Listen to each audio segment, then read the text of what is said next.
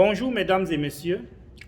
Aujourd'hui, nous allons aborder un sujet dont on entend beaucoup parler, mais qui est bien galvaudé par les Occidentaux.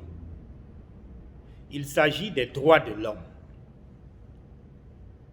Vous savez, lorsqu'on parle des droits de l'homme, nous constatons tous cette politique du deux poids, deux mesures appliquée par l'Occident. Mesdames et messieurs, la question qu'on peut se poser est celle de savoir pourquoi les Occidentaux interviennent en Iran, en Irak, en Afghanistan, en Syrie, sous prétexte qu'ils vont rétablir les droits de l'homme, alors que nous avons à côté de nous la Chine, où les droits de l'homme sont constamment bafoués, mais personne n'ose en parler. Avant de répondre à cette question, chers amis, je vous demanderai de vous abonner à ma chaîne, activer la cloche de notification pour ne rien louper. La réalité est que la réponse à cette question se trouve dans le rapport de force.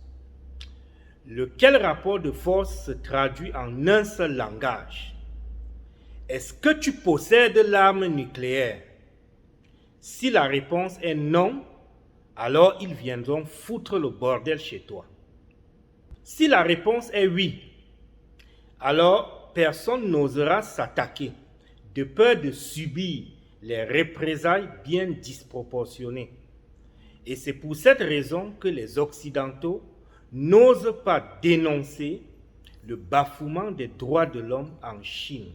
Et c'est ce même rapport de force qui fait en sorte que la France, par exemple, se livre à des abus dans les pays francophones d'Afrique. Pourquoi la France insiste et sort ses muscles au Mali? C'est parce qu'elle sait que le Mali n'a aucun moyen pour la dissuader. La France explique qu'elle ne veut pas partir et laisser le Mali entre les mains des terroristes. C'est quand même curieux. Depuis quand la vie d'un Malien est importante aux yeux de l'exécutif français? Certains Africains continuent à penser qu'on les aime et qu'on ne veut pas les voir mourir, ce que je trouve regrettable. Si la France traîne les pieds au Mali et insiste à rester au Mali, c'est juste parce que le sous-sol malien regorge des ressources naturelles et rien d'autre. Aux yeux et dans l'esprit de l'exécutif français, si l'on place sur une balance d'un côté la vie des Maliens et de l'autre côté les ressources naturelles du sous-sol malien, alors la balance pèsera beaucoup plus du côté des ressources naturelles du sous-sol malien. Rappelons que le sous-sol malien regorge énormément de minéraux. L'or, le calcaire, le lithium, le pétrole, la bauxite et l'uranium. L'exécutif français aime nous dire que la France est au Mali à la demande du gouvernement malien. Mais ils oublient de nous donner la genèse du problème malien. Pourquoi nous en sommes arrivés là?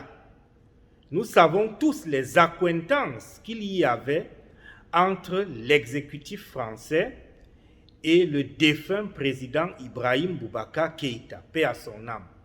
Personne n'est dupe. À un moment donné, il faudrait que l'exécutif français et la diplomatie française arrêtent de nous brandir des prétextes et des arguments qui ne tiennent pas. Alors mes chers amis, c'est tout pour cette vidéo. C'est toujours génial de passer ce moment de décryptage avec vous. N'oubliez pas de vous abonner à ma chaîne. Naviguez entre les différentes vidéos et vous découvrirez que vous avez le monde entre vos mains. Au revoir.